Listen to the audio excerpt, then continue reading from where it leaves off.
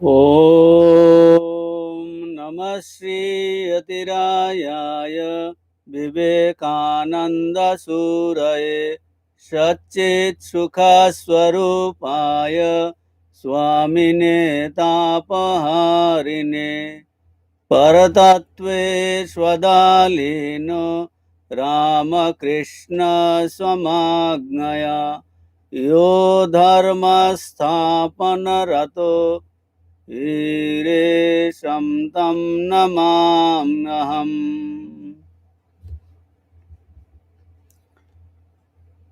স্বামীজির কর্মযোগ প্রথম চ্যাপ্টার, প্রথম অধ্যায়, karma in its effect on character. কর্ম চরিত্রের উপর ইহার প্রভাব। প্রথম পৃষ্ঠা। গত ক্লাসে যে লাস্ট যে আলোচনা হয়েছে আমাদের, the goal of mankind is knowledge, এ পর্যন্ত আমরা আলোচনা করেছি। বিভিন্নভাবে এটা আলোচনা হয়েছে। মানবজাতির চরম লক্ষ্য জ্ঞান লাভ। পাশ্চাত্য এই প্রাচ্য দর্শন আমাদের নিকটে এই একমাত্র লক্ষ্যের কথাই বলিয়াছেন। এই গোলটা বলছেন স্বামীজি বানিয়ে বলছেন না, বলছে সমস্ত প্রাচ্য দর্শন এই একমাত্র লক্ষ্যের কথাই বলিয়াছেন। মানুষের চরম লক্ষ্য সুখ নয়, জ্ঞান। Pleasure and happiness. কেন সুখ? বলছেন যে pleasure is not the goal of man but knowledge. সুখ ভোগ মানুষের জীবনের লক্ষ্য নয়, কিন্তু জ্ঞান। কারণ কি? বলছেন pleasure and happiness come to an end. Pleasure and happiness come to an end. বলছেন সুখ ও আনন্দ তো শেষ হইয়া যায়। গীতাতে আছে, এহি সংস্পর্শজা ভোগা দুঃখ যোনয় এবতে আদ্যন্তবন্তঃ কৌন্তেয় নতেষু রমতে বুধঃ। বলছেন যে এই যে সংস্পর্শজা ভোগ, ইন্দ্রিয় আর ইন্দ্রিয়ের সঙ্গে যে বিষয়ের যে সংস্পর্শ হয়, এ থেকেই দুঃখ উৎপন্ন হয়। এক তো বলছেন যে সুখ আনন্দ শেষ হইয়া যায়। সুখ চরম লক্ষ্য এইরূপ মনে করা ভ্রম। অর্থাৎ কিনা আমরা ভুলবশত আমরা ভাবি সুখই জীবনের লক্ষ্য। এটা ভুল ধারণা। স্বামীজি এটা বলছেন যে প্লেজার অ্যান্ড হ্যাপিনেস এটা কিন্তু শেষ হয়ে যায়। এই যে ইন্দ্রিয় আর ইন্দ্রিয়ের বিষয়ের সংস্পর্শে যে ভোগ উৎপন্ন হয়, এই সংস্পর্শ যা ভোগা দুঃখ যোনয়। বলছে এটা দুঃখের কারণ। আদ্যন্তবন্ত বলছে এর আদি আছে আর অন্ত আছে, এর উৎপত্তি আছে আর বিনাশ আছে, শেষ হয়ে যাবে। কাজেই যেটার উৎপত্তি বিনাশ হয়, যেটা পরিবর্তনশীল, যার আদি আর অন্ত আছে, বলছে সেটা কিন্তু গোল হতে পারে না। মানুষ ভুলবশত মনে করে সুখ জীবনের লক্ষ্য। এটা ভুল ধারণা, ভ্রান্ত ধারণা। কঠোপনিষদে আছে, বলছেন যমরাজ, অবিদ্যায়াম অন্তরে বর্তমানা স্বয়ং ধীরা পণ্ডিতম মন্যমানা। বলছে তারা অজ্ঞান, অবিদ্যাগ্রস্ত, তাদের ভিতরে অবিদ্যাতে ভর্তি। অবিদ্যায়াম অন্তরে বর্তমানা স্বয়ং ধীরা পণ্ডিতম। বলছেন তারা নিজেদের ধীর জ্ঞানী মনে করে কি এই কর্মফল সত্য, এর পিছনে দৌড়চ্ছে। বলছে আরো ভোগের পিছনে যাওয়া, বলছে এটা যা কি অজ্ঞানের লক্ষণ। ভুলবশত তারা মনে করে এইটাই জীবনের লক্ষ্য। কিন্তু বলছেন সুখ চরম লক্ষ্য হতে পারে না, সুখ চরম লক্ষ্য হতে পারে না, এটা তো শেষ হয়ে যায়। কাজে এটা ভুল ধারণা। এটা বলছেন সুখেই চরম লক্ষ্য, এটা কিন্তু ভুল ধারণা। It is a mistake to suppose that pleasure is the goal. Pleasure is the goal. এটা বলছেন ভুল ধারণা। আর বলছেন যে the cause of all miseries we have in the world is that men foolishly think pleasure to be the ideal to be strive for. এই যে কঠোপনিষদে যেটা বলা হলো, তারা বলছে এই কর্ম করো, যারা এই তত্ত্বটা জানে না, ভুলবশত, অজ্ঞানবশত, অবিদ্যাবশত তাদের বাসনার দ্বারা তাদের দৃষ্টিভঙ্গিটা পুরো ঢেকে আছে, তারাই বলে কি বলে যে pleasure is the goal. it is a mistake to suppose that pleasure is the goal. The cause of all miseries we have in the world is that men foolishly think pleasure to be the ideal to be strive for. Ideal to be strive for. মানুষ অজ্ঞের মতো মনে করে সুখেই আমাদের চরম লক্ষ্য।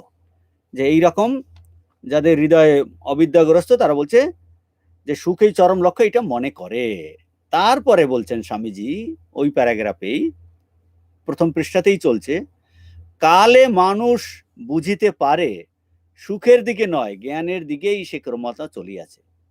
বলছে এইরকম ধীরে ধীরে ধাক্কা খেতে খেতে খেতে খেতে কালে যখন এইরকম একের পরে এক এই সুখের পিছনে, ইন্দ্রিয় ভোগের পিছনে যাচ্ছে, যেতে যেতে প্রচুর মার খেতে খেতে কালে মানুষ বুঝিতে পারে সুখের দিকে নয় জ্ঞানের দিকেই সে যাচ্ছে। কারণ কি? কারণ বেসিক্যালি মানুষ is soul is potentially divine. বলছে এই যে সুখস্বরূপ ভগবান বা আনন্দস্বরূপ আত্মা আমাদের হৃদয় এক্ষুনি বসে আছে, সে কিন্তু স্বরূপত আমরা ডিভাইন, স্বরূপত আমরা দৈব সত্তা সম্পন্ন, এর মধ্যে সচ্চিত আনন্দ স্বরূপ। কাজেই একটা সময় মানুষ বুঝতে পারে, কালে কালে একটা সময় বুঝতে পারে সে জ্ঞানের দিকে যাচ্ছে, জ্ঞানের দিকে, যে তাকে পেতেই হবে। সে যতই এই সুখ দুঃখ পাচ্ছে, যেন তখন তার কেন এই দিকে থেকে জ্ঞান পাচ্ছে। প্রথমে ভোগের দিকে গেল, সুখের দিকে গেল, ধাক্কা খেলো, ও বলছে না, এই তো আমাকে দুঃখই দিচ্ছে। বারবার যেতে যেতে যেতে যেতে এই দুঃখ পেতে পেতে তখন সে কি বুঝতে পারে যে সে যতই সুখ দুঃখ পাচ্ছে তার থেকে যেন একটা সে শিক্ষা পাচ্ছে যে জ্ঞানের দিকে যাচ্ছে। মানে আমরা সুখ দুঃখ পেয়ে আনকনসিয়াসলি, অসচেতন ভাবেই যেন জ্ঞানের দিকে যাচ্ছি। এখন যদি আমরা সচেতন হই, কনসাস হই, কনসাসলি, তাহলে কি করব? আমরা এটা চেঞ্জ করার চেষ্টা করব। আমরা কি চেঞ্জ করার চেষ্টা করব? যে সুখ জীবনের লক্ষ্য নয়, প্লেজার ইজ নট দ্য গোল। কাজেই প্লেজার, কিন্তু এই প্লেজার ইজ নট দ্য গোল,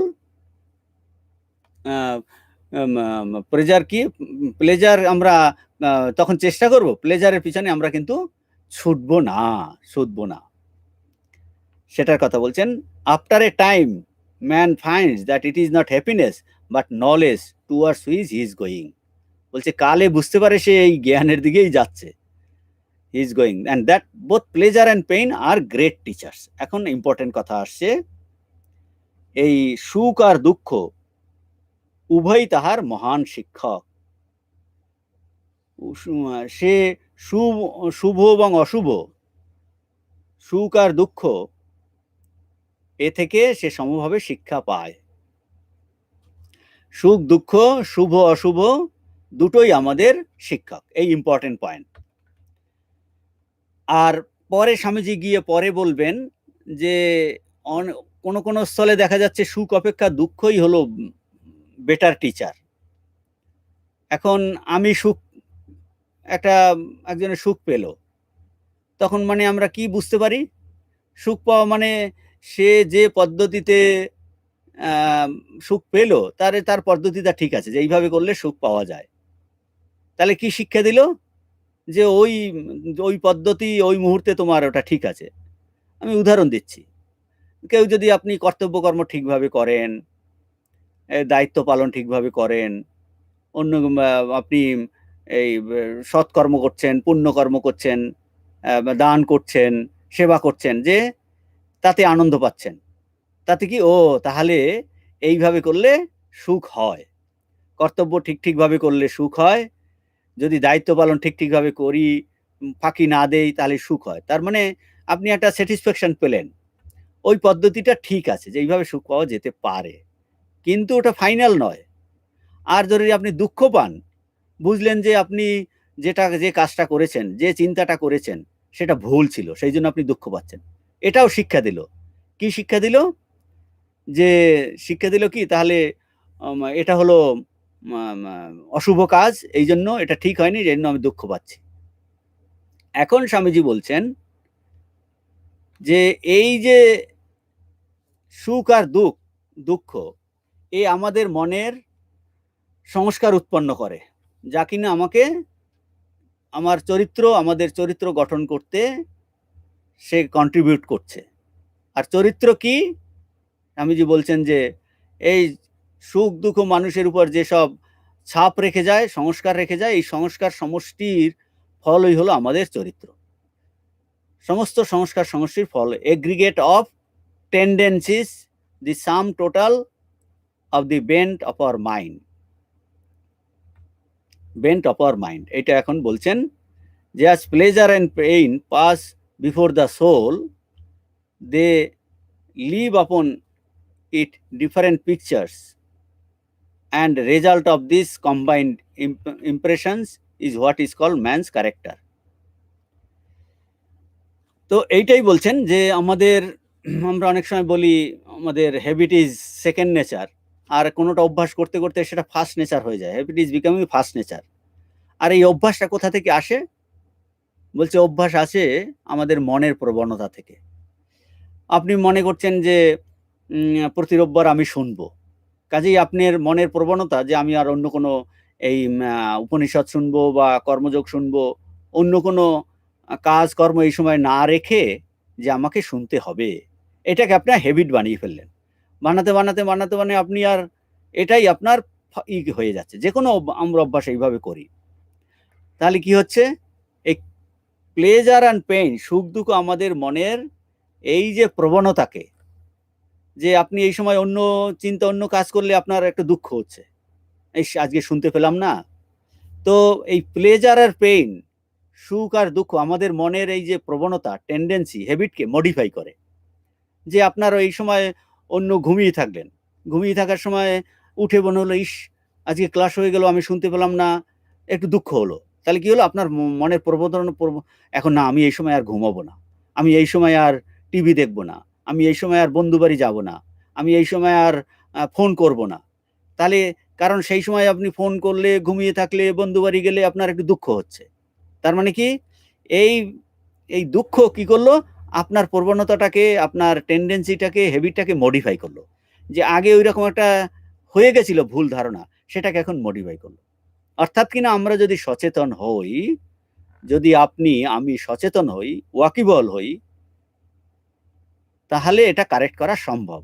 অর্থাৎ কিনা আমাদের সচেতন হতে বলছে। প্রতি ক্ষেত্রে বিচার বিশ্লেষণ করো, অ্যানালিসিস করো, তবে কি এই সংস্কার অনেক ভালো হবে। সংস্কার করে আমরা সংস্কারকে এইভাবে চেঞ্জ করতে পারি। তা না হলে কি এই অসচেতনভাবে, আনকনসিয়াসলি আমাদের চরিত্র মোল্ড হচ্ছে, স্বভাব মোল্ড হচ্ছে। অজ্ঞানবশত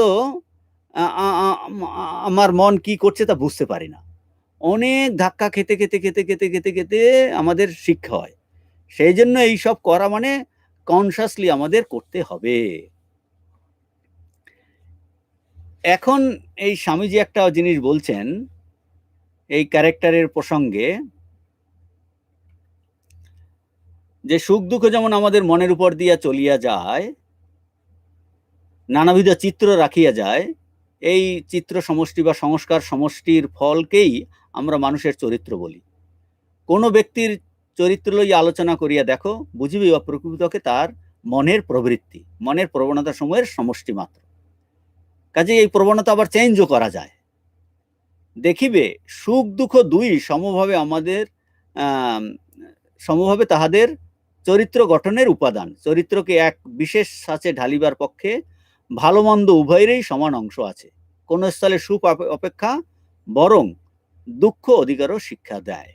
এই এখন বলছেন যে মহাপুরুষদের জীবন যদি আমরা আলোচনা করি, তাহলে দেখা যাবে যে সুখ অপেক্ষা এই দুঃখই কিন্তু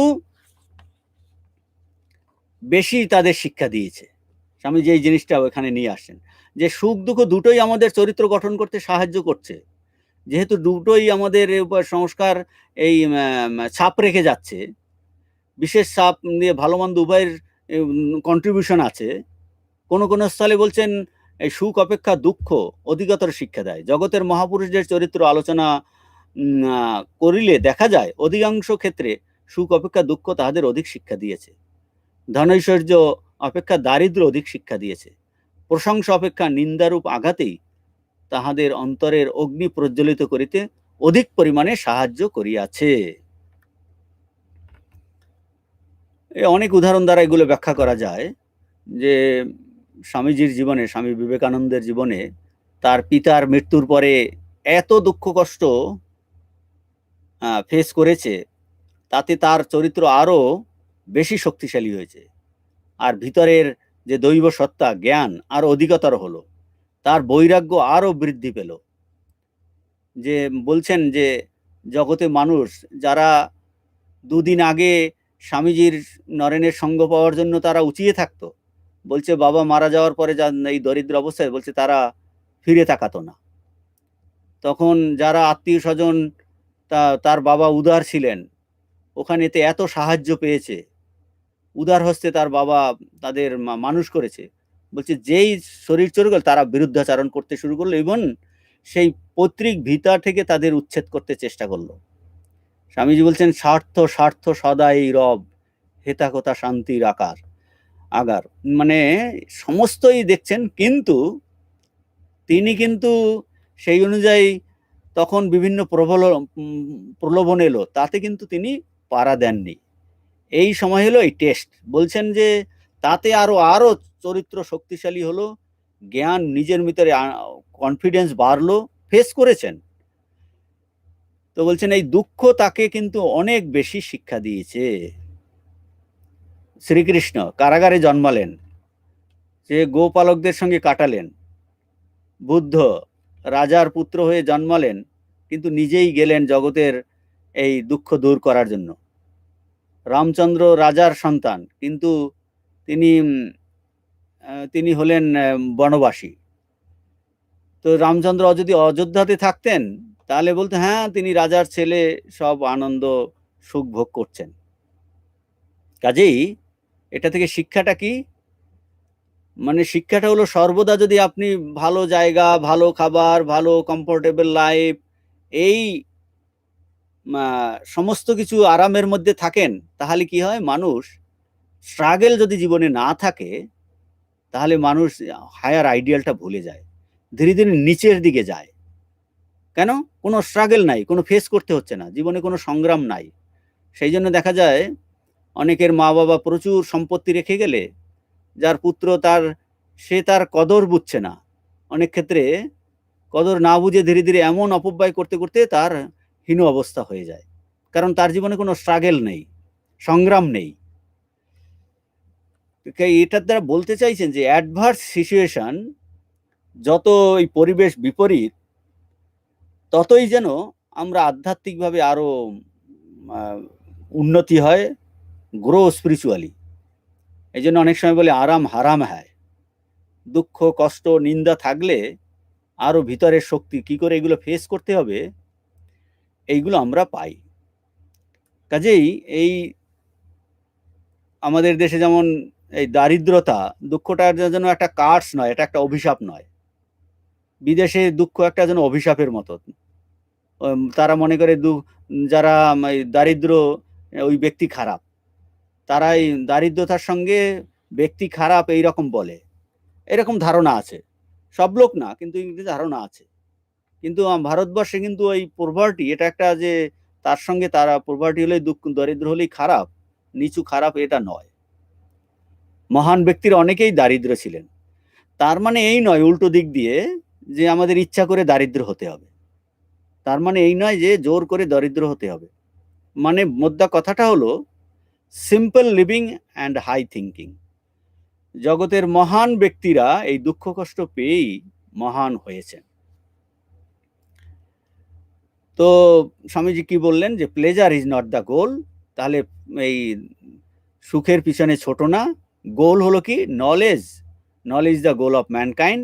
তাহলে আমাদের কি চেষ্টা করা উচিত? সচেতনভাবে এই জ্ঞান পাবার চেষ্টা করা উচিত। কি রকম জ্ঞান?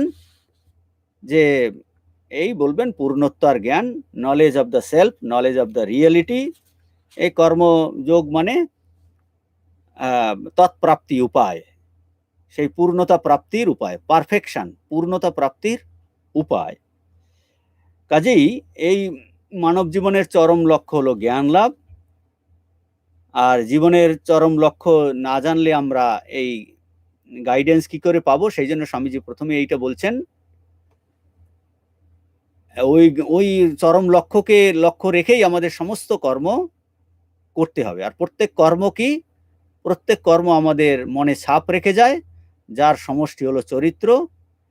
আর আমাদের খেয়াল রাখতে হবে যে এই চরিত্র আমাকে কোথায় নিয়ে যাচ্ছে। মানে এই যে কর্ম করছি, সুখ দুঃখ পাচ্ছি, এর দ্বারা চরিত্র গঠিত হচ্ছে, এই চরিত্র আমাকে কোথায় নিয়ে যায় খেয়াল রাখতে হবে। এই চরিত্রের দ্বারা আমাকে এই জীবনের গোলকে পেতে হবে। আমাদের এই কর্মযোগ ক্লাস বা শোনার লক্ষ্য কি?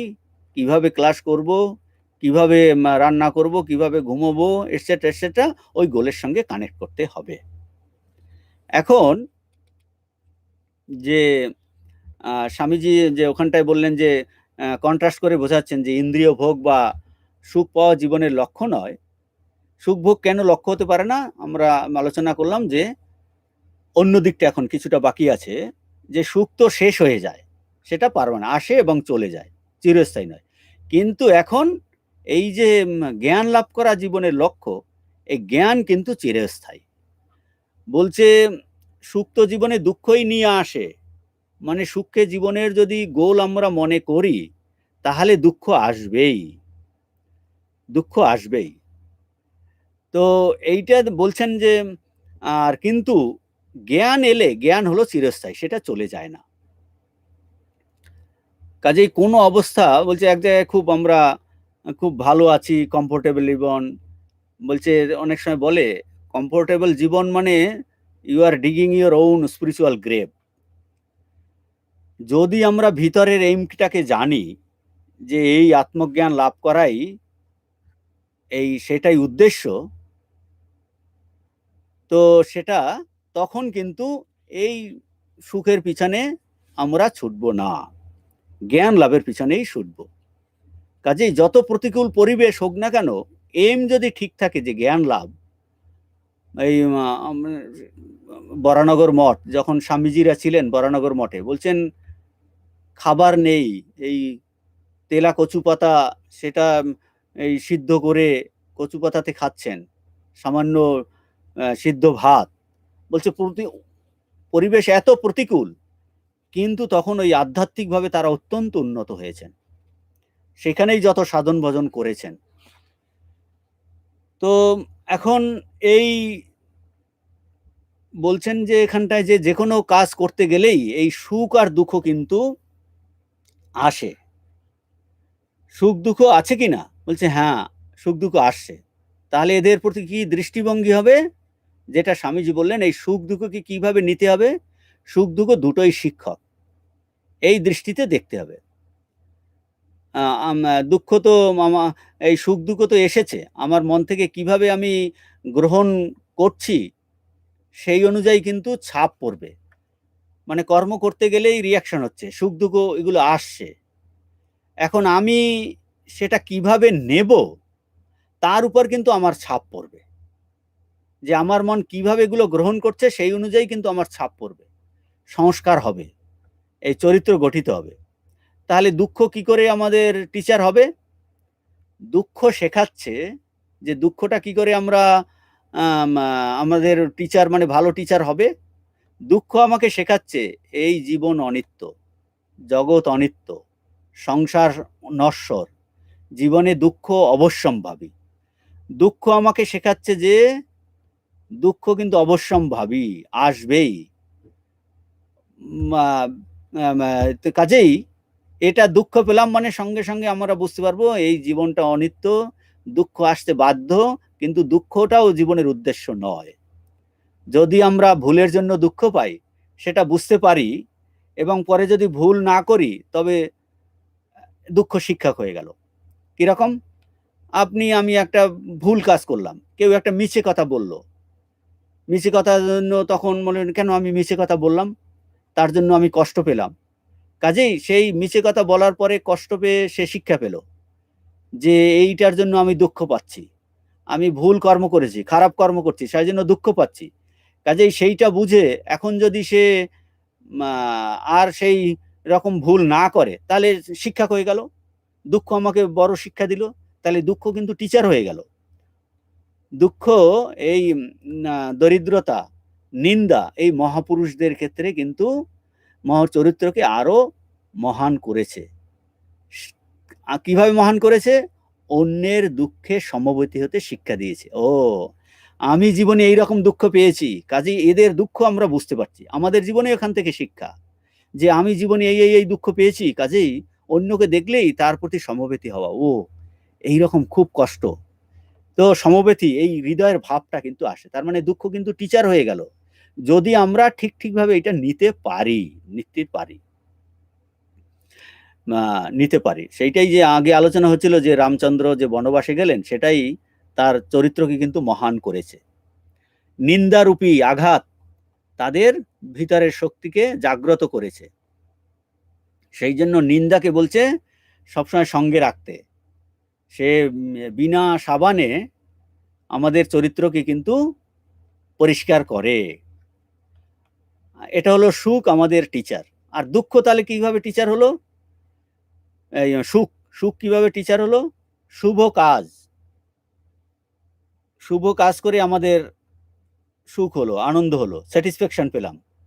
তাহলে কি শেখালো? শেখালো সুখ, আনন্দ, যে আমি যেভাবে যে মেথডে কাজটা করেছি এটা ঠিক আছে।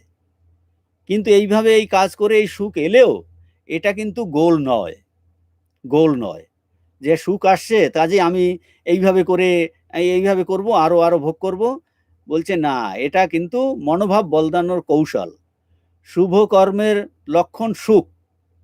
অন্যদিকে আর একটা দিক দিয়ে এটা বলা যায়, এই শুভ কর্ম করলে সুখ হচ্ছে, কিন্তু পরিণামে আবার দুঃখ আসবেই, কারণ এটা তো শুভ কর্মের ফল শুভ, সেটা স্থায়ী থাকবে না।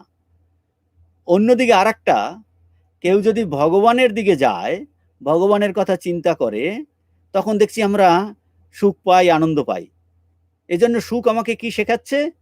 ও আচ্ছা, ভগবত চিন্তাতেই তাহলে সব থেকে বেশি সুখ আনন্দ, স্বরূপ চিন্তাতেই সব থেকে বেশি সুখ আনন্দ, ভগবানের কথা চিন্তা করা, এইগুলোতেই সব থেকে বেশি আনন্দ। তাহলে এটা কি শেখাচ্ছে?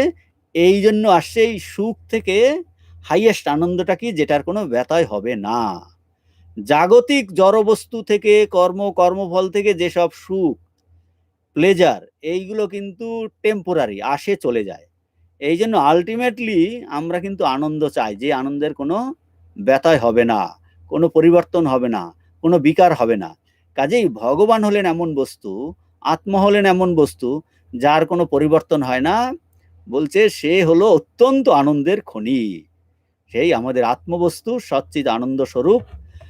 কাজেই আমরা যদি সেই চিন্তা, তখন ভাবলাম বাহ, এখানে তো আনন্দ, তাহলে আমাকে শেখাচ্ছে, কি শেখাচ্ছে? ঠিক আনন্দের সোর্সকে যদি আমরা পাই, তাহলে কিন্তু আমরা অনন্ত আনন্দ পাবো। তাহলে এই ভগবত চিন্তাতেই আমাকে বেশি সময় দিতে হবে। আর জেনারেল ভাবে, যে সাধারণভাবে সুখ দুঃখ আমাদের কি শেখাচ্ছে, বাইরের জগতে সুখ দুঃখ, যে এই দুটিতে তুমি বিচলিত হইও না, তুমি ভিতরে পরিবর্তন আনো। অর্থাৎ সুখ দুঃখ আমার ভিতরে পরিবর্তন আনার লক্ষণ শেখাচ্ছে। সুখ দুঃখ কি করে পরিবর্তন আনা শেখাচ্ছে? যে জগতে যে কোনো কর্মে এই ইন্টারাকশনে সুখ দুঃখ আসবেই, এটা হলো লক্ষণ, অবশ্যম্ভাবী আসবে। মাত্রা স্পর্শাস্তু কৌন্তেয় শীতোষ্ণ সুখ দুঃখদাহ আগমা অপাইন তাং স্থিতিক্ষস্য ভারত। যে এই মাত্রা স্পর্শাস্তু, এই স্পর্শ, ইন্দ্রিয়ের স্পর্শতে বলছে এই সুখ দুঃখ আসে। আগম অপাইন বলছে সেটা করো, এই জগতে কর্ম থেকে কর্মফল পেলে ভাল লাগছে, বলছে এগুলো আসবে আর যাবে। তাহলে বলছে এখন ভিতরে পরিবর্তন আনতে বলছে যে এই সুখ দুঃখ যে এইগুলো কিন্তু আসে যায়, পার্মানেন্ট নয়। তুমি পার্মানেন্ট আনন্দ পাওয়ার চেষ্টা করো। তাহলে কি করে আমি পার্মানেন্ট বা চিরস্থায়ী আনন্দ পাবো? এইটা বলবেন। এই জ্ঞান লাভেই জীবনের উদ্দেশ্য। একমাত্র জ্ঞান, যদি সেই পরম জ্ঞান, আত্মজ্ঞান, নিজের স্বরূপ জ্ঞান, আমি পূর্ণ স্বরূপ, এই রকম পরম জ্ঞানেই কিন্তু যে আনন্দ, সেই আনন্দের কখনো কিন্তু পরিবর্তন হবে না। ভগবান লাভেই সব থেকে আনন্দ। এই জন্য ঠাকুর বলেছেন ভগবান লাভই জীবনের উদ্দেশ্য। কারণ আমরা সাধারণভাবে ভুল করে সুখের পিছনে ছুটি, তারও একটা উদ্দেশ্য আছে। আসলে আলটিমেটলি আমরা এমন সুখ চাই, এমন আনন্দ চাই যেটার পরিবর্তন হবে না। তখন এই অবতার পুরুষ, মহাপুরুষ, শাস্ত্র বলছে তুমি ভগবানই হলো এমন যে ভগবত আনন্দ। ভগবানের আনন্দতেই, ভগবানকে পেলেই শ্রেষ্ঠ আনন্দ। তাহলে একবারে কি ভগবানকে আমরা পেয়ে যাব? বলছে সেই জন্য প্রথমে বলছে ভজন আনন্দ। ভজন করার, সাধন ভজন করার, এই পথে যাওয়ার, তাতেই একটা আনন্দ হয়। স্ট্রাগল করার একটা আনন্দ। আমরা এখন কর্মযোগ শুনছি, এখানে এই সব বিষয়ে আলোচনা করছি, এইগুলো আমরা বোঝার চেষ্টা করছি, এতেও দেখবেন একটা স্যাটিসফ্যাকশন আসে, আনন্দ হয়, বাহ এই জিনিসটা তো ভালো, আমাকে চেষ্টা করতে হবে। কাজে এটা হলো সাধন পথের এই শ্রবণ, এই শ্রবণেও একটা আনন্দ হচ্ছে। কিন্তু তারপর চলে যায় কারণ কি? এটাকে পার্মানেন্টলি আমরা ধরে রাখতে পারি না। কিন্তু এটা আমাকে ওই পরম জ্ঞান লাভের দিকেই নিয়ে যাচ্ছে। কাজেই বাকি ভগবান আলটিমেটলি এই পদ্ধতিতেই ধীরে ধীরে গিয়ে আমরা সেই পরম জ্ঞান লাভ করি। এই জন্য বলছেন বাইরার সুখ দুঃখেতে সুখে দুঃখে সমে কৃত্য লাভা লাভ যায়। বলছে বাইরার এই যা কিছু কাজকর্মতে সুখ দুঃখ এইরকম আসবেই, লাভ অলাভ, মান অপমান, বলছে তাতে সমত্ব বুদ্ধি করো। যোগস্থ হয়ে ভগবানের চিন্তাতে যদি তুমি এই কাজগুলো করতে পারো, যোগস্থ কুরু কর্মাণি সঙ্গম ত্যক্ত্বা ধনঞ্জয়। বলছে যোগে স্থিত হয়ে, অর্থাৎ ভগবানে মন রেখে যদি তুমি কাজ করতে পারো, তাহলে কিন্তু তুমি এই বাইরের সুখ দুঃখ ফলাফল এইগুলোকে তোমাকে বিচলিত করতে পারবে না। তুমি কিন্তু ওই ভগবানের দিকেই যাবে। এখন বলছেন আচ্ছা ভগবত আনন্দ বা জ্ঞান লাভ করাই জীবনের চরম লক্ষ্য, এই নলেজ কোথায় আছে, এই জ্ঞান কোথায় আছে? এইটা আসছে এখন, এই হয়ে গেল পরের বাংলাতে দ্বিতীয়, এই জ্ঞান আবার দ্বিতীয় পৃষ্ঠাতে, এই জ্ঞান আবার মানুষের অন্তর্নিহিত। এর এক একটা সেন্টেন্সই খুবই গুরুত্বপূর্ণ। বলছেন আচ্ছা ঠিক আছে, বুঝলাম মহারাজ, স্বামীজি বলছেন জ্ঞান লাভে জীবনে, জ্ঞান কোথায় পাবো, জ্ঞান কোথায় পাবো? এখন এই টপিকটা স্বামীজি নিচ্ছেন, কোথায় জ্ঞান পাবো, নলেজ, মানে নলেজ কোথা থেকে আসবে। মানে প্লেজার ইজ নট দ্য গোল, সেটা গোল হতে পারে না, অতএব আমরা প্লেজারের দিকে যাব না। বেশ, বুঝতে পারলাম, আমি জ্ঞানের দিকে যাব, জ্ঞান অর্জন করতে চাই, জ্ঞান অর্জনের চেষ্টা করো, বা আমি জ্ঞান অর্জনের চেষ্টা করতে চাই। এখন জ্ঞান কোথায় পাবো? প্রশ্ন আসবে কোথা থেকে জ্ঞান পাবো। তো এই স্বামীজি বলবেন এই knowledge is again inherent in man. এখন এই জ্ঞানের কথাতে, যেই জ্ঞান আরোহণের জন্যই আমাদের উপনিষদে এত যে ঘটনা, যে উপনিষদের কাহিনীতে আমরা পাই, ছান্দোগ্য উপনিষদে আছে, এই নারদ গেছেন সনত কুমারের কাছে। নারদ বাইরের জগতের প্রচুর জ্ঞান বলছেন তার, সে ঋগ্বেদ, যজুর্বেদ, সামবেদ, অথর্ববেদ, শিক্ষা, কল্প, ব্যাকরণম, নিরুক্তম, ছন্দ, সত্রবিদ্যা, নক্ষত্রবিদ্যা, ভূতজনবিদ্যা, দেববিদ্যা, যত তখনকার জীবনে যত বিদ্যা, সমস্ত এই নারদ কিন্তু অধ্যয়ন করেছে, সেগুলো তার নখদর্পণে, সেইগুলোর জ্ঞান তার আছে। কিন্তু বলছেন যে তার শোক যায়নি, অথচ তা সে জেনেছে যে এই শোক যেতে পারে আত্মজ্ঞান হলে। তো আত্মজ্ঞানীরা এই শোকের বাইরে যান, সেই জন্য সে শুনেছে এই সনত কুমার, এই ছোট বালক সনত কুমারের কাছে এসেছে। তো বলছেন যে আমি শোকগ্রস্ত, আমি এত জিনিস জেনেছি কিন্তু শোক আমার যাচ্ছে না। অর্থাৎ কিনা সাধারণ কথাতে আমরা বলবো ফ্রাস্ট্রেশন। এত বিদ্যা জেনেও, এত কত কিছু জেনেও সে সুইসাইড করছে। ঘরে প্রচুর টাকা, সম্পদ, ধন, দৌলত কি নেই বলছে তারপরও সুইসাইড করছে, ফ্রাস্ট্রেশন। তো বলছে নারদেরও এইরকম শোক যাচ্ছে না। এত বিদ্যা, বিশাল বড় পণ্ডিত, বলছেন অজস্র করেও তার এই শোক যায়নি। অহম শোচামি। তখন বলছেন শোকস্য পারম তারায়তু। হে ভগবান, আমাকে শোকের পারে নিয়ে চলুন। আমি শুনেছি তরতি শোকম আত্মবিদ, যিনি আত্মাকে জানেন, আত্মজ্ঞান লাভ করেন, ভগবানকে জানেন, বলছেন তিনি শোকের পারে যান। আমাকে আমাকে শোকের পারে নিয়ে চলুন। তো এই যে নলেজ কোথা থেকে আসবে, এখানে যেটা এটা মানে এই নলেজ মানে বাইরের ইনফরমেশন নয়। এই রকম বিদ্যা বাইরের যাবতীয় বিদ্যা, কিন্তু নিজের স্বরূপ জ্ঞান যতক্ষণ পর্যন্ত না হয়, আত্মজ্ঞান না হয়, ভগবত জ্ঞান না হয়, ব্রহ্মজ্ঞান না হয়, বলছে সেইটাই সেই যে একত্ব জ্ঞান, এক জ্ঞানই জ্ঞান। আর এইগুলো হলো বহু জ্ঞান। এইরকম বহু জ্ঞান নারদ অর্জন করেছিলেন, কিন্তু সেগুলো করেও কিন্তু তার শোক যায়নি। এখন এই সেই আত্মজ্ঞান লাভের জন্য নারদ গেছিলেন কার কাছে? সনত কুমারের কাছে। এই আত্মজ্ঞান সেইটা এখন স্বামীজি বলছেন now this knowledge again is inherent. বলছে এই যে জ্ঞান, এই জ্ঞান আমাদের মধ্যেই আছে। আমাদের মধ্যেই একটা অনন্ত জ্ঞানের খনি আছে। So seeking knowledge means going inside, not going outside. এখন আমি এই জ্ঞান আরোহণ করতে চাইছি, যে বাইরে প্লেজারের দিকে যাব না। জ্ঞান লাভ জীবনের উদ্দেশ্য।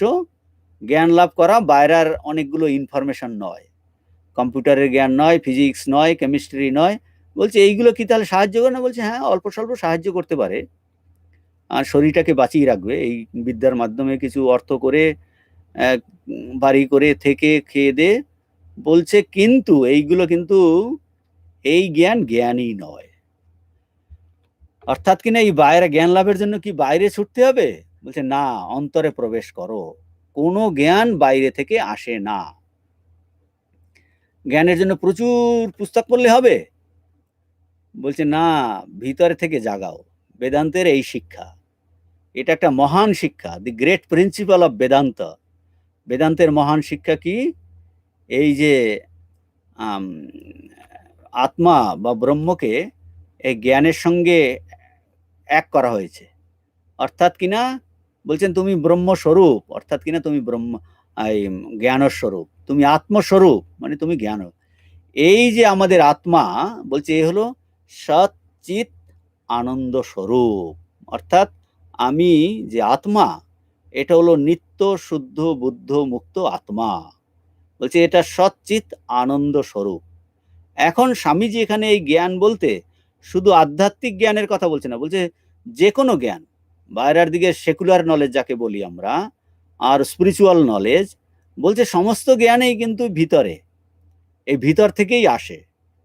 আমরা সাধারণভাবে ভাবি, যে কি ভাবি, যে আমাদের একজন টিচার পড়াচ্ছে বা লেকচার দিচ্ছে, আমরা নোট করছি, ছাত্ররা কপি করে, মেমোরাইজ করে, মুখস্থ করে, সেটাই জ্ঞান। বলছে না, সেটা কিন্তু জ্ঞান নয়, ওটা ইনফরমেশন। তাহলে টিচার যেগুলো বলে এটা কি? বলছে ওটা একটা সাজেশন, ইটস এ ক্যাটালিস্ট। ও ছাত্রদের এই চিন্তা করতে হেল্প করছে। ছাত্রের ভিতর থেকেই জ্ঞান প্রকাশিত হয়। সেকুলার বলুন, স্পিরিচুয়াল বলুন, সমস্ত জ্ঞান ভিতর থেকে আসে। আর হাইয়েস্ট ক্ষেত্রে বলছেন যে জ্ঞানে না তু তদ অজ্ঞানম এষাম নাশিতম আত্মনা তেষাম আদিত্যবস জ্ঞানম প্রকাশয়তি তৎপরম। বলছে এই একমাত্র ভিতরের জ্ঞান দ্বারাই সব অজ্ঞান কিন্তু নষ্ট হয়ে যায়। জ্ঞান ভিতরেই আছে। বাইরের টিচার একটা হিন্ট দেন, একটা ঘটক, ক্যাটালিস্ট হিসাবে কাজ করেন, যে কিনা আমাকে আঘাত করে ভিতরের এই জ্ঞানকে বাইরে বার করার জন্য, to bring out, to discover, to unveil. Swamiji এই কথাগুলো এখানে এখন বলবেন। এর সঙ্গে এখন কর্মযোগকে কানেক্ট করছেন। কিভাবে কর্মযোগকে কানেক্ট করছেন বোঝা গেল। জ্ঞান আছে ভিতরে, সে জ্ঞানর স্বরূপ, শুধু যে এই স্পিরিচুয়াল নলেজ, আধ্যাত্মিক জ্ঞান, আত্মার জ্ঞান নয়, সমস্ত সেকুলার নলেজ যা কিছু বলছে ভিতরে আছে। এখন কর্মের সঙ্গে এটাকে কিভাবে কানেক্ট করছেন স্বামীজি? স্বামীজি বলছেন কর্ম করে আমরা সেটাকে আঘাত করছি। কর্ম করতে করতে we give some blows to the soul. আপনারা যখন এখন ধরুন কর্মযোগ শুনছেন, এটা একটা কর্ম, শুনছেন, শুনে বোঝার চেষ্টা করছেন, আমি বলার চেষ্টা করছি, আপনারা শ্রবণ করছেন, আমিও শ্রবণ করছি। মানে এই যে কর্ম, এটা কি করছে, আমরা যেন আমার নিজেদের স্বরূপের, নিজের যে জীবাত্মা, যে স্বরূপ জানি না কিন্তু একটা বস্তু আছে, তার উপর যেন আঘাত করছি। এই ব্লোজ, এটাকে বলছে আঘাত। বলছে এই কর্মগুলো যেন একটা আঘাত। এই আঘাত দিতে দিতে এই আঘাত কি করে, ইট রিমুভস দ্য কাভারিং, আর নলেজ বেরিয়ে আসবে। এইটা স্বামীজি বোঝাবেন এখন। এইটা স্বামীজি বলছেন এই নলেজ ভিতরে আছে, এই কর্ম এমন ভাবে করতে হবে যাতে ঠিক ঠিক আঘাত দেওয়া যায়, তখন সব ভিতরের নলেজ বাইরে বেরিয়ে আসবে। আমাদের বেদান্ত কিন্তু এই কথাটাই বলছে, যে বলছে is soul is potentially divine. আমরা স্বরূপত দিব্য স্বরূপ, অব্যক্ত ব্রহ্মস্বরূপ। ছান্দোগ্যোপনিষদ ঋষি বলছেন তত্ত্বমসি শ্বেতকেতু, বলছে হে শ্বেতকেতু, তুমি সেই ব্রহ্মস্বরূপ, তুমি শুদ্ধ স্বরূপ, তুমি জ্ঞান স্বরূপ, তুমি পূর্ণ স্বরূপ, তুমি সর্বজ্ঞ, তুমি সর্বশক্তিমান। এইটা আমাদের স্বরূপ। এই ঋষি এইটাই শেখাচ্ছেন। স্বামীজি এই শুধু এইটাই বলছেন না, বলছেন সব ধরনের জ্ঞান ভিতরে আছে। টিচার কি করছে, টিচার আমাকে এই ভিতরের জ্ঞানটা বাইরে আনতে এই একটা হিন্ট দিচ্ছেন, ক্যাটালিস্ট বাইরে আনতে সাহায্য করছে। এই হলো শিক্ষার মেথড। এই ভারতবর্ষে এই মেথডে শিক্ষা দেওয়া হতো, উপনিষদও এইভাবেই শিক্ষা দিচ্ছেন। এই উপনিষদের অ্যানালিসিস করলে দেখা যাবে তার প্রত্যেকেই এই গুরু তার শিষ্যকে শিক্ষা দিচ্ছেন এই ভিতরের জ্ঞানকে বাইরে বার করা। বাইরে বার করা মানে ভিতরের জ্ঞানটা আছে সেইটা সম্পর্কে সচেতন করা। আমাদের মধ্যেও জ্ঞান আছে, আমরা এখন সচেতন নই। তাহলে কিভাবে আসবে, বলছে এই কর্ম এমন ভাবে যদি করা যায়, যা আমাদের উপরে ধাক্কা দিতে দিতে দিতে দিতে দিতে দিতে আমাদের ওই জ্ঞানটা প্রকাশিত হবে। তৈত্রীয় উপনিষদ বলে একটা উপনিষদে এই ভার্গবী বারণী বিদ্যা, যে ভৃগু ছিল পিতা, তার পুত্র ছিল বরুণ। তো পিতা হলো গুরু, সে বরুণ, ভৃগু পিতাই পিতা না, ভৃগু হলো পুত্র আর বরুণ হলো পিতা। তাই ভৃগু কার কাছে গেছে, পিতা বরুণের কাছে গেছে, বলছেন হে ভগবান আমাকে ব্রহ্ম উপদেশ দিন। ভৃগু কি পুত্র, তো সে হলো ছাত্র, শিষ্য। সে দেখছে জগতে কত কিছু, এত প্রাণী, বহুত্ব, মাল্টিপ্লিসিটি, তার মধ্যে সে একজন। এখন সে জ্ঞান চাইছে, কি বলছে, আমাকে ব্রহ্ম উপদেশ করুন, একত্বের জ্ঞান চায়। পিতা বরুণ এই পুত্রের জিজ্ঞাসা অধিকারিত্বকে বুঝলো, ও পড়েছে অনেক, যে ব্রহ্মকে জানতে চায়, অনুভব করতে চায়। এই ভৃগু বেদ পড়েছে, ব্রহ্ম আছে, তাতে বিশ্বাস আছে, শুনেছে, কিন্তু অনুভব হয়নি। তখন ওকে বলল, যে কি বলল, তোমার কাছে কি কি জিনিস আছে, অ্যাভেলেবল রিসোর্স কি আছে, তোমার কাছে শরীর আছে, প্রাণ আছে, চক্ষু আছে, কর্ণ আছে, মন আছে, বাক আছে। তা বলছে এই যে তোমার কাছে এই জিনিসগুলো আছে না, এইগুলোই কিন্তু এই ব্রহ্ম উপলব্ধির দ্বার। ব্রহ্ম মানে এইগুলো দিয়েই তুমি কর্ম করতে পারবে, অ্যাভেলেবল রিসোর্স। আমরা এখন শুনছি, মন দিয়ে শুনছি, বোঝার চেষ্টা করছি, বলছে এই যে শরীর, প্রাণ, চক্ষু, কর্ণ, বলছে এইগুলো ব্রহ্ম উপলব্ধির দ্বার। বরুণ কিন্তু ভৃগু পুত্র ভৃগু বলেননি ব্রহ্ম এইরকম, জ্ঞানটা এরকম বলছেন। বলছে তাহলে যদি বলতো একটা অবজেক্ট বাইরে খুঁজতে যেত, বলছে এইটার দ্বারাই তুমি সেই ব্রহ্মকে উপলব্ধি করতে পারবে। আর একটা হিন্টস দিয়েছেন, কি হিন্টস, বলছে যত বা ইমানি জায়ন্তে না জাতানি জীবন্তি। বলছে এই যে ভূতবর্গ এক সময় ছিল না, যার থেকে এরা উৎপন্ন হয়েছে, এই যে সৃষ্টি যার থেকে উৎপন্ন হয়েছে, এবং এখন যাতে তারা সবাই জীবিত আছে এবং এর ধ্বংস হলে বিনাশ হলে যেখানে চলে যাবে, গমন করবে, তাকে জানার ইচ্ছা করো। বলছে তিনিই হলেন ব্রহ্ম। তো ওই পিতার কথাতে ভৃগু বুঝলেন কি করতে হবে। সে খুব চিন্তা করতে লাগলো, নিজের থেকেই তপ করলো। কি তপ? মানে খুব গভীর চিন্তা করতো যে এই ইমানি ভূতানি এরা কোথা থেকে এলো। এই রকম করে করে বলছে, প্রথমে ভাবলো এটা ম্যাটার থেকে এসেছে, যে অন্ন অন্ন থেকে উৎপন্ন হচ্ছে, অন্নতেই জীবিত আছে, অন্নতেই সে চলে যাবে। যে তখন সে এই খুব ইন্দ্রিয় সংযম করলো, অনাসক্ত করলো, ব্রহ্মচর্য পালন করলো। এইরকম করে সে চিন্তা করে করে আবিষ্কার করলো যে অন্নম, সে অন্নকে ব্রহ্ম বলে জানলো, যে এটা থেকেই উৎপন্ন হয়েছে। তারপর আবার তার প্রশ্ন ভিতরে আবার বাবার কাছে গিয়ে বলছে তুমি এই গিয়ে বললো যে অন্ন থেকেই উৎপন্ন হচ্ছে, অন্নতেই মিলিয়ে যাচ্ছে। তখন আবার তার সন্দেহ হলো, কিন্তু এটার তো পরিবর্তন হচ্ছে, এটা পচে যাচ্ছে। পিতার কাছে যাওয়াতে বললে তুমি এগোচ্ছ, ঠিক আছে, তুমি আরো মন একাগ্র করো, মানে আরো তপ করতে বললো। এই যে আমি এখানটা বলার উদ্দেশ্য হলো এই মেথড অফ টিচিং, মানে এক একটা হিন্ট দিচ্ছে। তার বাবা হলো গুরু, টিচার, যে তার শিষ্যকে এই যে ব্রহ্মকে কি করে উপলব্ধি করতে হবে, আনন্দ আবিষ্কার করতে হবে, কারণ ব্রহ্ম তো আমাদের স্বরূপ। তাকে এই হিন্ট দিচ্ছে এক একটা। ও ভিতর থেকেই আরো চিন্তা করতে শুরু করলো, আবার চিন্তা করলো, আবার চিন্তা করলো। এইরকম করে করে এই মেথডটাকে আমি বোঝাতে চাইছি, যে ভারতবর্ষে এই ছিল মেথড, যে টিচার হলো একটা জাস্ট একটা হিন্ট দিচ্ছেন, তার ভিতর থেকেই এই জ্ঞানটা বেরোবে, ভিতর থেকেই জ্ঞানটা বেরোবে। এইরকম করে করে করে করে এই হলো তৈত্র উপনিষদের কাহিনী। একের পরে এক, তো প্রথমে অন্নকে জানলো, অন্নের পরে তারপর বললো যে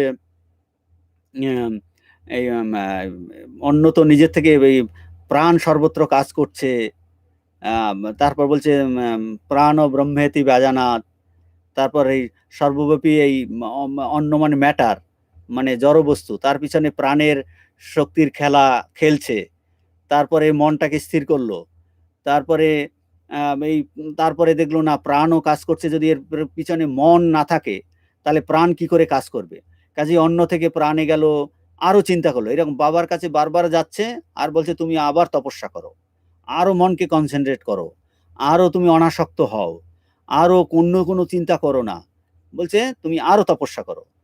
তো এই রকম করে করে করে করে সে দেখলো যে এই মনের চিন্তা থেকে প্রাণ কাজ করছে, প্রাণ প্রাণের পরে ম্যাটার কাজ করছে। তারপর বলছেন যে আবার তপস্যা করো। তারপর বলছেন বিজ্ঞান, অহংবোধ, সেখান থেকেই মন কাজ করছে, মন থেকে প্রাণ, প্রাণ থেকে ম্যাটার। তারপর সন্দেহ হলো। এইভাবে করে করে করে করে সে একবারে লাস্টে গেল যে কোথায়, এই বিজ্ঞানে গিয়ে আর একদম সেই প্রায় সোর্সের কাছে চলে গেছে। মানে একবার যেতে যেতে যেতে যেতে যেতে যেতে হঠাৎ করে সে আবিষ্কার করলো নিয়ারেস্ট অভিব্যক্তি, যে আনন্দের প্রতীতি হচ্ছে প্রত্যেকের হৃদয়ে, বলছে এই আনন্দ স্বরূপ ব্রহ্ম আছে, যিনি কিনা জ্ঞান স্বরূপ। তার মানে কি কনক্লুশন কি এটার দ্বারা বোঝা গেল, যে এইটা হলো বিদ্যা, যে এই যে জ্ঞানটা প্রত্যেকের হৃদয়েতে আছে, যে ভৃগু এইটা আবিষ্কার করলো। ভৃগু এটা আবিষ্কার করলো। এটার দ্বারা বোঝা গেল, কি বোঝা গেল, যে আমাদের জ্ঞান আমাদের মধ্যে আছে। পিতা বরুণ পুত্রকে ওই জ্ঞান ডিসকভার করতে, আবিষ্কার করতে হেল্প করলো। মানে স্বামীজির ওই স্টেটমেন্টটা, যে দিস নলেজ ইজ অ্যাগেইন আমাদের মধ্যে, এইটা উপনিষদেও এই একই মেথড, স্বামীজি তার কথাই বলছেন, যে পিতা বরুণ ওই পুত্রকে ওই জ্ঞান আবিষ্কার করতে সাহায্য করেছে, জাস্ট হিন্ট দিয়েছে। কি হিন্ট? যে তপস্যা করো, মনকে কনসেন্ট্রেট করো, অনাসক্ত হও, অন্তরে ভিতরে প্রবেশ করো, তখন তোমার এই সত্যটাকে আবিষ্কার করতে পারবে। তো এই হলো মেথড। স্বামীজি এটা বলছেন, is soul is potentially divine. এটা ঠাকুর মা স্বামীজি তারা এই ডিভিনিটি দেখতে পেতেন। প্রত্যেকের সেই জন্য সেই প্রত্যেকের সংস্কার অনুযায়ী ঠাকুর এক একজন ওইভাবে তারা ওই সত্তাটাকে দেখে কি করলে এই যে সেই জ্ঞানস্বরূপ সেই ডিভিনিটি সেই দৈব সত্তা প্রকাশিত হবে সেই অনুযায়ী তারা গাইড করতেন, প্রত্যেককে গাইড করতেন। সেই জন্য তারা সবসময় পজিটিভ, কখনো নেগেটিভ বলতেন না, প্রত্যেকেরই হবে, কারণ প্রত্যেকের মধ্যে এই জ্ঞানস্বরূপ আছে। তা স্বামীজি আমাদের এই গভীর চিন্তা করাচ্ছেন, কি ভিতরে যেতে বলছেন, যে তুমি ভাবো যে কোনো জ্ঞান বাইরে থেকে আসে না, এইটাকে আমাদের ভাবাতে শেখাচ্ছে। এইটা হলো উপনিষদিক ট্রুথ, ঋষিদের রিয়েলাইজেশন। স্বামীজি আমাদের এই কর্মযোগে গিয়ে এইটাই বলছেন যে আমরা কর্মযোগ যে করব, বলছে জ্ঞান লাভই জীবনের উদ্দেশ্য, প্লেজার উদ্দেশ্য নয়। কিন্তু জ্ঞান কোথায় খুঁজতে যাব? জ্ঞান কিন্তু ভিতরেই আছে, বাইরে থেকে আসে না। একটা পর্দা আছে, সেই পর্দাটা হলো আবরণ, সেটাকে সরিয়ে ফেলতে হবে, তখন আমরা আবিষ্কার করব। এখন এই উদাহরণ দিচ্ছেন স্বামীজি, উদাহরণ দিয়ে বোঝাচ্ছেন। এটা কিরকম উদাহরণ? এই অ্যাপেলের উদাহরণ দিয়েছেন। নিউটন বলছে এই কোনো একটা আপেল বা এই পৃথিবী নিউটনকে কিন্তু এই জ্ঞান দেয়নি, ভিতর থেকেই এসেছে। নিউটন যে এই যে লসগুলো আবিষ্কার করলেন, গ্র্যাভিটেশন এটসেট্রা, পুরাকালে হয়তো কেউ এগুলো আবিষ্কার করেছে অন্য কোনো সাইকেলে, কিন্তু নিউটন এটা কি করে আবিষ্কার করলো? যে এই অ্যাপেল পড়াটা একটা সাজেশন হলো, এইটা পড়লো, একটা অ্যাপেল পড়লো, আর একটা অ্যাপেল পড়লো, সে তখন চিন্তা করলো মনেতে। স্বামীজি এইভাবে বলছেন যে ও এটাও পড়ছে, এটাও পড়ছে, রিঅ্যারেঞ্জ করলো, কোনো একটা লিঙ্ক পেলো, তখন সে স্টাডি করলো, সে আবিষ্কার করলো। মানে স্বামীজি দেখাচ্ছেন সে ভিতর থেকেই এইটা, যে এই যে নিয়মটা এ ভিতর থেকেই সে পেয়েছে। ল কিন্তু প্রথম অ্যাপেলের মধ্যেও নাই, পৃথিবীতেও নাই, সে এটা ডিসকভার করলো। He rearrange the thought, he discovered. আগে সেটা নোটিস করেনি, it was not notice, now it is noticed. তাহলে এই প্রত্যেককেই আমাকে এইভাবে আবিষ্কার করতে হবে। প্রত্যেককেই, একজন শুনছে মানে তার মধ্যে ওই জ্ঞানটা চিন্তা করে করে তার মধ্যে ওটা জাগবে। কাজে এই লৌকিক ও পারমার্থিক সমস্ত জ্ঞান ভিতরে আছে। তাহলে এখন কি অবস্থায় আছে এই জ্ঞানটা? বলছে আবৃত অবস্থায় আছে, একটা কভার আছে, আবরণ। আবরণ সরানো মানেই হলো আমরা তাকে বলি উই আর নোয়িং, আমি জানি, আমি জানছি। এই আবরণটা সরানোটাকেই বলছে নোয়িং, প্রসেস অফ নোয়িং। এখন এই যে আমরা আমরা অনেক সময় বলি যে সর্বজ্ঞ, উপনিষদে এই আমরা পাই সর্বজ্ঞ, এইরকম ব্রহ্মজ্ঞ সর্বজ্ঞের কথা। তার মানে কি তারা সব মুখস্থ করে রেখেছে, এনসাইক্লোপিডিয়া সব মুখস্থ করে রেখেছে, মেমোরাইজ করে রেখেছে? বলছে না, এই কাভারিং কিন্তু সমস্তটা চলে গেছে। মানে অল নোয়িং, এটার অর্থ হলো ভিতরে জ্ঞান আছে, তার সমস্ত কাভারিং চলে গেছে। এইটা স্বামীজি এখন বোঝাচ্ছেন। কি বোঝাচ্ছেন? যে একজন অজ্ঞ ব্যক্তি, তার মধ্যে এই আবরণটা একদম পুরু আবরণ, তাকে বলি আমরা অজ্ঞ ব্যক্তি, একদম থিক কভার। যে একটু জানছে, মোর নোয়িং, মানে তার কাভারিংটা পাতলা হচ্ছে, থিন কাভার। আর যার মনের থেকে সমস্ত কাভারিং চলে গেছে, বলছে সে হলো কি অল নোয়িং, সর্বজ্ঞ, সর্বজ্ঞ।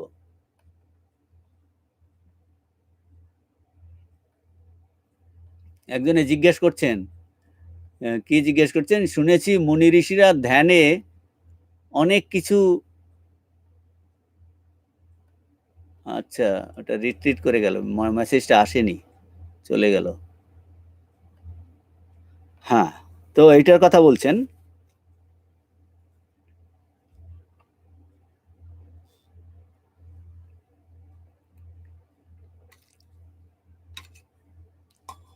প্রশ্নটা দেখা যাচ্ছে না, ওটা চলে গেছে, মেসেজ রিট্র্যাক্টেড লিখেছে। তো বলছেন যে এই কাভারিং যখন চলে যায় মনের, তখনই আমরা, যেমন আমরা মায়ের হলিমা, সারদা দেবী, হোলি মাদার, বলছে সে কি রিসার্চ করে ই করে পড়াশোনা করে জ্ঞান পেয়েছে? হোলি মাদারের কোনো কভারিং নেই, বলছে এই কভারিং পুরো চলে গেছে। বলছে তিনি সর্বজ্ঞ, সব জানতে পারছেন। হরিকা মানে একজন অজ্ঞ ব্যক্তি, মোটা কাভারিং, যে একটু জানছে, মোর নোয়িং ম্যান, থিন কাভারিং, আর অল নোয়িং অমনিশেন্ট, সর্বজ্ঞ মানে তার কাভারিং চলে গেছে একদম। ঠাকুর বলছেন আমি সাদা চোখে দেখছি, সাদা চোখে দেখছি। কাজেই তাহলে এই এখন এই কর্মের সঙ্গে এটা কি হলে কিভাবে করবে, এই কর্ম আমাকে কিভাবে করলে এই কর্ম থেকে সুখ দুঃখ আমাদের আঘাত দিচ্ছে, তাহলে কর্ম কিভাবে এই কর্মের সঙ্গে এই নলেজের সঙ্গে যুক্ত, এই আঘাত দিতে দিতে বলছে কিভাবে আঘাত দিলে এই নলেজ প্রকাশিত হবে। ইভেন কথামৃতে যদি দেখুন, এই জ্ঞানের কথাতেই আসছে। একবার মাস্টার মশাই গিয়ে জিজ্ঞেস করছে আমার কত আনা জ্ঞান হয়েছে, কত আনা, যে জ্ঞানের কথা বলছে, যে কত আনা জ্ঞান হয়েছে। মাস্টার মশাই ঠিক উত্তর দিতে পারেনি, কারণ তার তো 100% জ্ঞান নেই, সেই জন্য কত আনা টানা বুঝতে পারছেন না। কিন্তু আইডিয়াটা হলো ঠাকুর জিজ্ঞেস করেনি ত্যাগ বৈরাগ্যের কথা, কত আনা বলছে। আর এই গীতাতেও বলছেন ভগবান এই জ্ঞান অজ্ঞানের দ্বারা ঢাকা থাকে, জ্ঞানে না তু তদ অজ্ঞানম, বলছে এই জ্ঞান অজ্ঞানের দ্বারা ঢাকা থাকে। তাহলে এই জ্ঞান পেতে হলে আমাদের কি করতে হবে, এই ঢাকনাটা সরাতে হবে, অজ্ঞান আবরণটা সরাতে হবে। It requires suggestion, friction, rubbing two bring out. এখন এইটাকে স্বামীজি উদাহরণ দ্বারা বোঝাচ্ছেন। কি উদাহরণ? ফায়ার ইন দ্য ফ্লিন, চকমকি পাথর। বলছে চকমকি পাথরের মধ্যে আগুন আছে, অগ্নি নিহিত, সেটা ঘষলে অগ্নি বেরোয়। সেই রকম মনের মধ্যে বলছে আমাদের মধ্যে এই জ্ঞান আছে। তাহলে ফ্রিকশন করে চকমকি পাথরে ঘষলে যেমন আগুন বেরোয়, সেই জন্য আমাদের কি করব, আমরা এই কর্ম, এই কর্মের মাধ্যমে বহির্জগতের বিভিন্ন আঘাত, এই আঘাত মনের উপরে আমাদের আঘাত করছে, হাসি কান্না সুখ দুঃখ এই ভিতর থেকে উৎপন্ন হচ্ছে, আমাদের চরিত্র গঠিত হচ্ছে। তার চরিত্র হলো আঘাত সমষ্টিকে আমরা, আঘাত সমষ্টি হলো কর্ম। এইরকম করে চরিত্র গঠিত হয়ে যদি ঠিকভাবে কর্ম করি, তাহলে এই কর্ম আমাকে ওদিকে নিয়ে যাবে। মানে আমাদের সমস্ত হাসি কান্না সবগুলো হলো আঘাত, সব কর্ম, কর্মের ঘাত প্রতিঘাত, এই রূপ ঘর্ষণ। ফ্লিনকে ঘষলে যেমন আগুন বেরোয়, এই যে কর্মের ঘাত প্রতিঘাত রূপ ঘর্ষণ দ্বারা, আমাদের ঘর্ষণ দ্বারা ঘটতে করতে আমাদের বাইরে এই ভিতরের জ্ঞান প্রকটিত হবে। অতএব প্রশ্ন আসছে কর্মযোগের সঙ্গে কিভাবে কানেক্ট করতে হবে। এই কর্ম এমন ভাবে বলছে যেরকম কর্ম দ্বারা এই ভিতরের জ্ঞান প্রকট এ সাহায্য করবে, সেইটাই হবে ঠিক ঠিক কর্ম। এই কর্মযোগে সেইটা শেখাবেন কিভাবে কর্ম করলে আমাদের ভিতরে গিয়ে আঘাত করবে, আঘাত করে আমাদের ওই আবরণটাকে সরিয়ে দেবে, কিভাবে কর্ম করলে এই পদ্ধতিটা জানা, যেটা হলো কর্মযোগ। তাহলে এই কর্মের কথা বলবেন। কি প্রশ্ন করছেন? শুনেছি এই প্রশ্ন করেছেন বনানী মান্না, মুনি ঋষিরা ধ্যানে অনেক কিছু অনুভব করেন, কারণ নিয়ে কোনো অনুভব কি জানতে পারছেন? করোনা নিয়ে, ও করোনা নিয়ে কোনো অনুভব কি জানতে পারছেন? করোনা নিয়ে, করোনা নিয়ে কোনো অনুভব কি জানতে পারছেন? ঋষিরা অনেক কিছু জানতে পারেন মানে কি, এই করোনাটা কিসের রোগ তো হচ্ছে, ওরা কি এই রোগের উপর ধ্যান করছে নাকি? ঋষিদের যে এখন প্রশ্ন করেছেন এর মধ্যে একটা ঠিক আছে, প্রশ্নের মধ্যে থেকে একটা নতুন জিনিস বেরিয়ে আসছে। এই যে ঋষি কাকে বলে সেটা বুঝতে হবে। ঋষি হলো দর্শনাথ। আচ্ছা, আমি এই প্রশ্নটাই ট্যাকেল করছি। প্রশ্ন যখন এসেই পড়েছে, আর তো সময় বেশি নেই, প্রশ্নটা করেই শেষ করছি, আমরা পরের ক্লাসে বাকিটা করব। এই ঋষি মানে কি? ঋষি হলো দর্শনাথ, মানে ঋষিরা কিন্তু এই জাগতিক, এই যে করোনা এসেছে এটা কি, এটা ইন্দ্রিয় জগতের। ঋষি হলো কি? ঋষি দর্শনাথ। বলছেন ঋষিদের বলছে দু ধরনের সত্য আছে। একটা কি, এই পঞ্চেন্দ্রিয় গ্রাহ্য, পঞ্চেন্দ্রিয় তার অনুমানের দ্বারা উপস্থাপন, সেটাকে বলে বিজ্ঞান। দু ধরনের সত্য আছে, দু ধরনের সত্য, দু ধরনের সত্য আছে। একটা সত্য হলো কি পঞ্চেন্দ্রিয় গ্রাহ্য জগৎ আর অনুমানের দ্বারা। ধরুন পঞ্চেন্দ্রিয় গ্রাহ্য আমরা সামনে আপনি দেখতে পাচ্ছেন, আর অনুমানে কি আপনি ইলেকট্রন প্রোটন কিন্তু দেখতে পাচ্ছেন না, তার এফেক্ট দেখে বুঝতে পারছে। বিজ্ঞানের অনেক জিনিসেই এইরকম এফেক্ট দেখে বলছে এইরকম, যে ব্ল্যাক হোল বলুন, সৃষ্টি, যত কিছু এই যে আছে অনেকগুলো অনুমানের মাধ্যমে এফেক্ট দেখে। কাজেই এটা হলো এই পঞ্চেন্দ্রিয় গ্রাহ্য জগৎ। সে যন্ত্র দিয়ে করুন, যা দিয়ে করুন, সব পঞ্চেন্দ্রিয় গ্রাহ্য জগৎ। এইটা হলো এক ধরনের সত্য। আর এক ধরনের সত্য হলো সূক্ষ্ম যোগজ শক্তি গ্রাহ্য। সূক্ষ্ম যোগজ শক্তি, যোগজ মানে শুদ্ধ মন যখন এই কনসেন্ট্রেট হয়, একাগ্র হয়, সূক্ষ্ম যোগজ শক্তি, এটাকে বলে যোগজ শক্তি। সেই শক্তির মাধ্যমে এক ধরনের সত্য ঋষিরা আবিষ্কার করেন, তাকে বলে অলৌকিক সত্য, মানে লৌকিক নয়। এই ইন্দ্রিয় গ্রাহ্য জগৎ তার অনুমানের দ্বারা তারা পায়নি, সেটা কি অলৌকিক সত্য। তো এই যে প্রথম উপায় পঞ্চেন্দ্রিয় গ্রাহ্যের উপায়কে বলে বিজ্ঞান, আর এই যে সূক্ষ্ম যোগজ শক্তি গ্রাহ্য এইগুলোকে কি বলে? এটা হলো বেদ।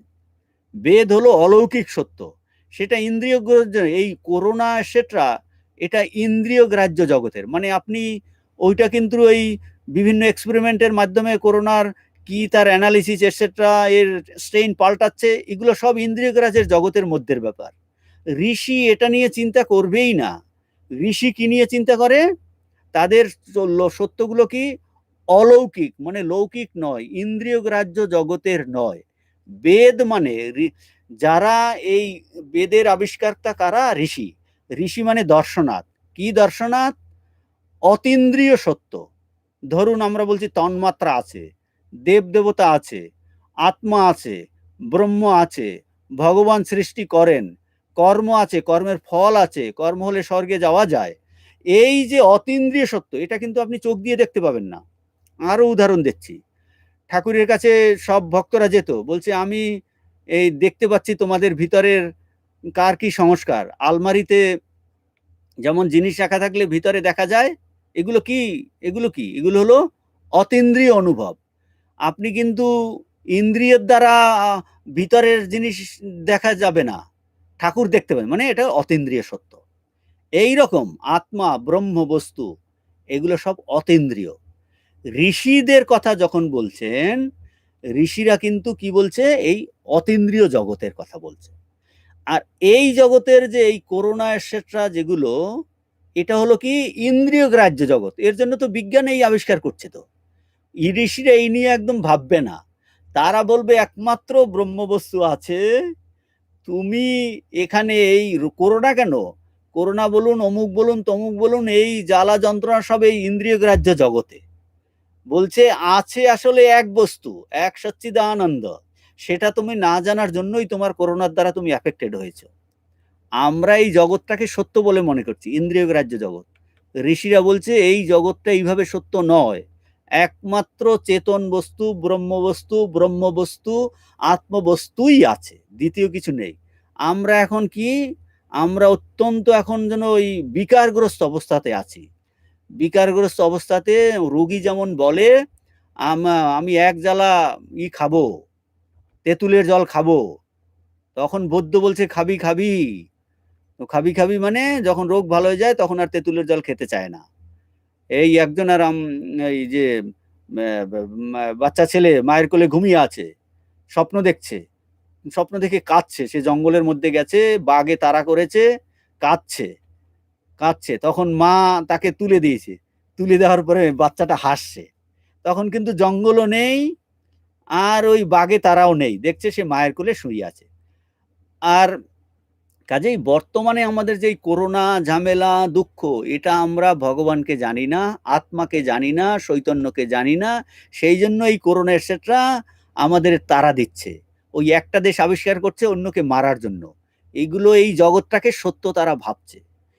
ঋষিদের বলছে দেখো এই জগৎটা এইভাবে, এই করোনা টোরোনা এইভাবে সত্য নয়, এর বাইরে একটা সত্য আছে, যে করোনার বাবা দাদু আমাকে কিছু করতে পারবে না। আমি সেই নিত্যশুদ্ধ বুদ্ধমুক্ত আত্মা, নৈনম ছিন্দতি শাস্ত্রাণী নৈনম দহতি পাবকা। কোনো করোনার বাবুর দাদুরও ক্ষমতা নেই আমাকে মারতে পারে, আমাকে ভয়ভীত করতে পারে। আমি সেই কি অভয়ম বৈ ব্রহ্ম, আমি নিত্য শুদ্ধ বুদ্ধ মুক্ত আত্মা। করোনা কেন, তার 14 গোষ্ঠীও আমাকে কিছু করতে পারবে না। কাজেই এই জগতের বাইরে একটা জিনিস আছে, মানে এই জগৎ যেভাবে আমরা দেখছি এইভাবে সত্য নয়। ঋষিদের অনুভব সেইটা। কাজেই এই ঋষিরা কিন্তু এই করোনা টোনা নিয়ে ভাববে না। তারা বলছে রোগ আছে তো হোক না, তাতে কি। কিন্তু তার মানে কি তারা জগৎ সম্পর্কে একদম নিরাসক্ত থাকছেন? বলছে না, এর থেকে বেরিয়ে যাওয়ার তারা উপায় বলছেন। বলছে দেখো এই লোক যারা থাকবে, তুমি তোমার স্বরূপকে জানো, আত্মানম বিদ্ধি। এই রোগ জ্বালা থাকবে, তুমি তোমার স্বরূপকে না জানার জন্যই তোমার এই রোগ জ্বালা। এবং তারা বলছেন এই রোগ জ্বালার ওষুধ, হ্যাঁ ওষুধ খাও না, বিজ্ঞান আবিষ্কার করছে ওষুধ, কি করছে ওষুধ। আর কিন্তু আমি মরে যাচ্ছি যে, বলছে দেখো মরে গিয়ে তুমি আবার জন্মগ্রহণ করবে, যতক্ষণ পর্যন্ত না তুমি আত্মাকে জানছো ততক্ষণ তোমার জন্ম হতে থাকবে, ততক্ষণ তোমার জন্ম। সেখানে আত্মজ্ঞান লাভ করো, তার জন্য চেষ্টা করো। এই জগৎটা যেভাবে দেখছো এটা সত্য নয়, আর একটা সত্য আছে, এইটার কথা ঋষিরা বলছেন। তো ঋষিরা কিন্তু এই করোনা নিয়ে রিসার্চ করে তার মেডিসিন আবিষ্কার করবেন না। হ্যাঁ, সেটা এক ধরনের তারা মুনিরা যে আগে যে আমাদের অথর্ব বেদে তারা যে ওষুধ আবিষ্কার করেনি, করেছে, কিন্তু সেইগুলো অতীন্দ্রিয় সত্য নয়, অতীন্দ্রিয় সত্য নয়। এটাই জাগতিক লোকের জন্য তাদের প্রাণ কাঁদত। তারা দেখেছে যে এই বন জঙ্গলে অনেক ওষুধ আছে, অনেক রোগ ভালো করা যায়, সেই কথাও বেদেতে আছে, কর্মকাণ্ডে সেই কথাগুলো বলা হয়েছে। কিন্তু আসল যে ঋষির যে অতীন্দ্রিয় অনুভব, সেটা হলো জ্ঞানকাণ্ড। সেইটাই হলো আমাদের বেদ, একমাত্র সত্য, ত্রিকাল অবাদিত সত্য।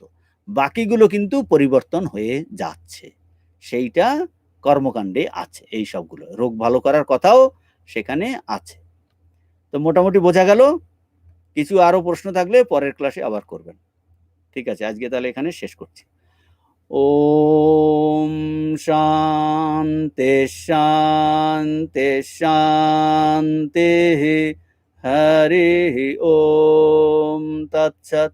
শ্রীরামকৃষ্ণার্পণমস্তু। ঠিক আছে।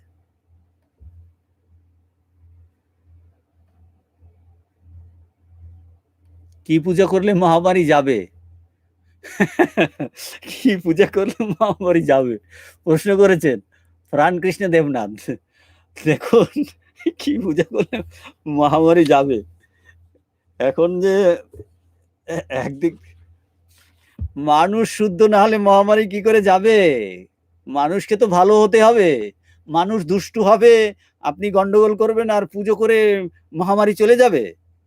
পুজো করে মহামারী চলে যাবে কি? মহামারী কি করে চলে যাবে? তবে যে যায় না তা না, এরও পদ্ধতি আছে আমাদের, যে কি পূজা করলে মহামারী যাবে এইগুলো আছে, যে দৈব দুর্বিপাক এইগুলোতেও কিন্তু কিন্তু এর মহামারী যে যে পুজো করবে তাকে বুঝতে হবে যে পুজো কে করছে। সে তো তাহলে সেই ধরুন কোনো দেবীর পূজা করছে, সত্যি আমরা পুজো করা কিন্তু কতগুলো নৈবেদ্য বেড়ে দিলাম আর কতগুলো ফুল ছুঁড়ে দিলাম, পুজো হয়ে গেল? বলছে এইগুলো যে আমাদের ছিল না তা নয়। অনেক আপনি মহাপুরুষের জীবনী যদি পড়েন, বৃষ্টি হচ্ছে না, তারপর শিবের মাথাতে অত্যন্ত কেঁদে কেঁদে জল ঢালছে, বাবা বর্ষাও, বাবা বর্ষাও, বাবা বর্ষাও, বৃষ্টি হচ্ছে। এইগুলো যে নেই তা না, আছে, আমি অস্বীকার করছি না, যায়, যায় না তা না। আর কি এখন কে মহাপুরুষরাও যেগুলো কখনো কখনো করেননি তা না, লোকের কল্যাণের জন্য তারা কখনো কখনো করেছেন। পার্টিকুলার কি পূজা করলে যাবে সেইটার উত্তর আমি দিচ্ছি না, কিন্তু এই হলো পৃথিবীব্যাপী মহামারী। ভগবান কি উদ্দেশ্যে কি করেন সেটা আমরা জানি না। সৃষ্টি স্থিতি প্রলয়, এই মানুষ যে দুষ্টু হয়ে যাচ্ছে এ বিষয়ে তো কোনো সন্দেহ নেই। একটা দেশ আর একটা দেশে মারছে, এক একটা অস্ত্র উৎপাদন করছে। আমরা তো প্রশ্ন জিজ্ঞেস করছি না কি করে এই নিউক্লিয়ার এইগুলো নষ্ট করা যাবে। আরে যত এই বিজ্ঞানের আবিষ্কার হচ্ছে অন্য দিক দিয়ে বেরোচ্ছে, একটা একটা রিসার্চ করছে, অন্য দিক দিয়ে এই মহামারী আসছে, এই যে অন্যদিকে অ্যাটম বোম ফোটাচ্ছে, এগুলো ফোটাচ্ছে, তাই সেগুলো কি করে যাবে সেগুলো তো আর জিজ্ঞেস করছি না, এখন রোগের ব্যাপারে আমরা জিজ্ঞেস করছি। এইগুলো সব যতই মানুষ দুষ্ট হচ্ছে, সৃষ্টি হচ্ছে, এই রকম মহামারী আগেও ছিল, এখনো আছে, পরেও থাকবে। আপনি ইতিহাসে একটা সময় দেখাতে পারবেন না যে মহামারী ছিল না। মহামারী এখন আমরা ১ম দেখছি না। এর থেকে আরো লক্ষ, লক্ষ লোক যদি হিস্ট্রি ঘাটেন, কত কোটি লোক মারা যাচ্ছে। কত কোটি লোক মারা যাচ্ছে। আপনি বলছেন রক্ষাকালী পুজো করলে মহামারী যাবে। আচ্ছা পুজো করুন না। ভালো তো। আপনি ভক্তিভরে করুন, করুন। চেষ্টা তো করতে হয়। দেখুন চেষ্টা করে আপনাকে শুদ্ধ হলেই দেখবেন আপনি মহামারীর বাইরে চলে গেছেন। এইগুলো কি? এইগুলোর ইফেক্ট দুটো দিকে হয়। একদিকে হয় ব্যক্তিগত, আরেকদিকে হয় সামাজিক, দুটো ইফেক্ট আছে। আপনার পুজো করে আপনার মনটা দেখবেন উঁচু লেভেলে চলে গেল। তখন আপনি অন্যের দুঃখ